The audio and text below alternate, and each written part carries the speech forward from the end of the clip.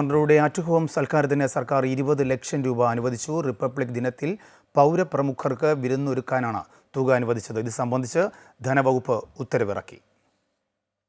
സർക്കാർ ഗവർണർ പോര് തുടരുന്നതിനിടെയാണ് ഗവർണറുടെ അറ്റ് ഹോം സൽക്കാരത്തിന് 20 ലക്ഷം രൂപ ധനവകുപ്പ് അനുവദിച്ചിരിക്കുന്നത്. ട്രഷറി നിയന്ത്രണത്തിൽ ഇളവ് വരുത്തിയാണ് പണം അനുവദിച്ചിരിക്കുന്നത്. റിപ്പബ്ലിക് ദിനത്തിൽ പൗരപ്രമുഖർക്ക് രാജ്ഭവനിൽ ഗവർണർ നൽകുന്ന വിരുന്നു സൽക്കാരമാണ് അറ്റ് ഹോം സൽക്കാരം. വിരുന്നിലേക്ക് മുഖ്യമന്ത്രി അടക്കമുള്ളവരെ ക്ഷണിച്ചേക്കും. എന്നാൽ സർക്കാരും ഗവർണറും ഇടഞ്ഞു നിൽക്കുന്ന വേളയിൽ ക്രിസ്മസിന് രാജ്ഭവനിൽ ഒരുക്കിയ വിരുന്നിൽ മുഖ്യമന്ത്രി പങ്കെടുത്തിരുന്നില്ല.